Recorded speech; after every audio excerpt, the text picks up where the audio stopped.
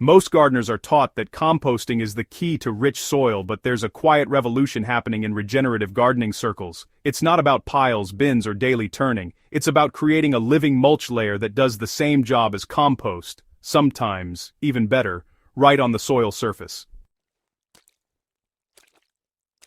This method not only eliminates the waiting game, but transforms barren soil into a thriving ecosystem that feeds itself continuously. The surprising part is that it works faster than most compost piles, and the secret lies in using materials most gardeners already have.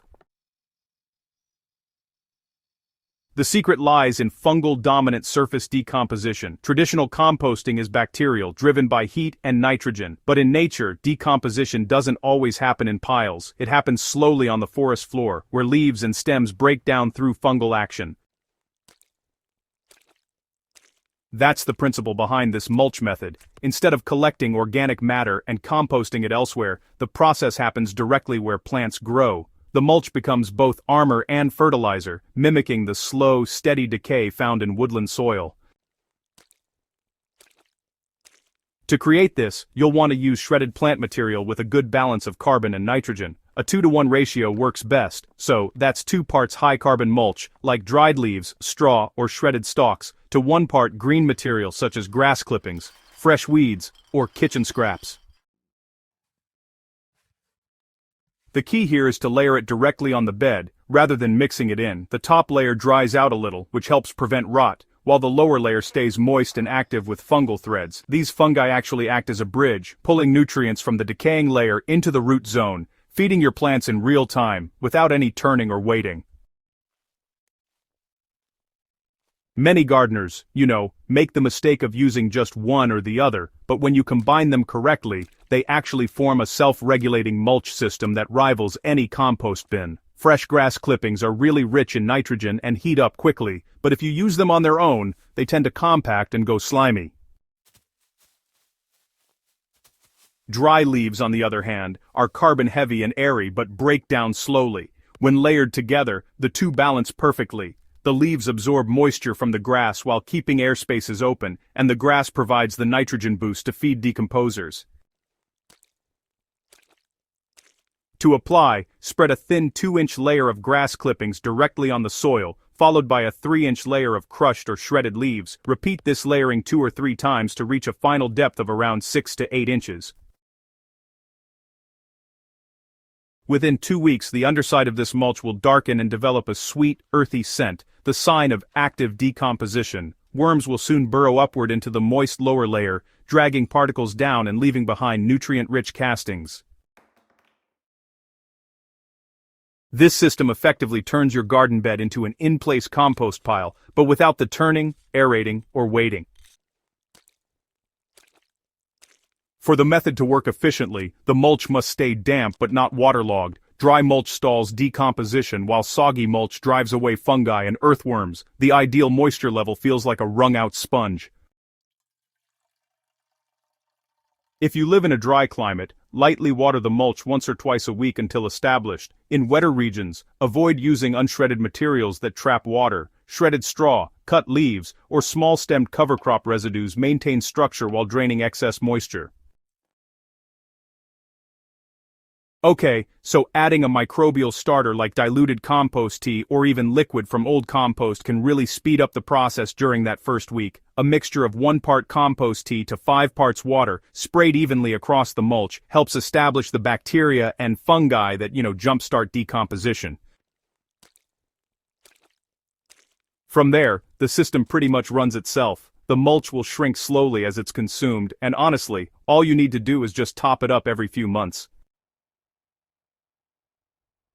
This mulch actually outperforms compost because it builds soil right in place. Composting is definitely powerful, but it removes organic matter from the soil temporarily, and, much of the heat-generated nitrogen escapes into the air. With this method, nothing leaves the bed.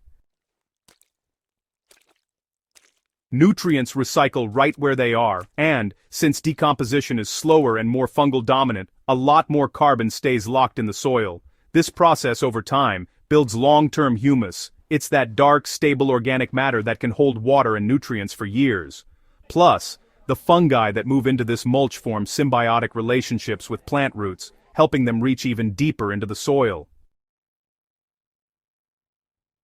So, this is actually one reason why plants grown under living mulch usually look healthier and bounce back better during heat stress or drought. Gardeners who stick with this approach often notice they don't have to fertilize as much each season, since their soil biology kind of starts to self-regulate. Over time, the garden bed develops a soft, crumbly structure, and you can even spot visible fungal threads holding the soil together. It's a sure sign that the biology down there is really thriving. To maintain this system, treat your mulch layer like a living skin. In spring, refresh it with a layer of shredded green trimmings mixed with straw to feed microbial life. During summer, use light leaf mulch to prevent evaporation. In autumn, apply thicker layers of brown material, corn stalks, dry leaves, or chopped stems to insulate and feed the soil through winter. One effective combination for rapid soil improvement is equal parts leaf mulch grass clippings and a handful of aged manure or worm castings mixed into the top few inches before layering. This provides nitrogen for immediate feeding carbon for structure and microbes to initiate decomposition. Within one season, even compacted or sandy soil begins to loosen and darken noticeably.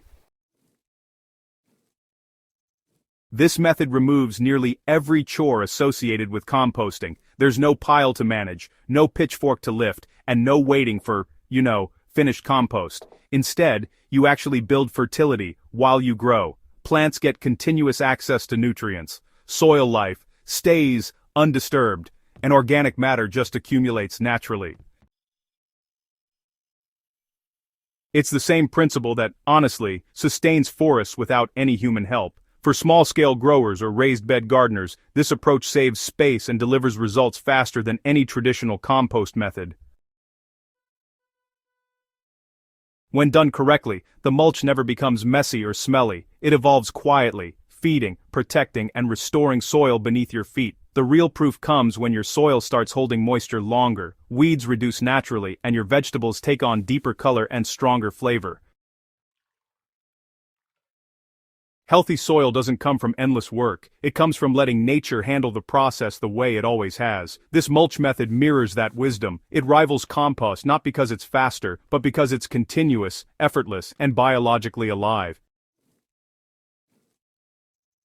You're not just covering soil, you're feeding it from above, every single day. If you found this guide valuable, subscribe to Hydrohaven for more science-backed methods that cut work, build humus, and let your garden thrive on its own natural rhythm. Share this with a fellow gardener who's tired of turning piles and ready to grow with the soil, not against it.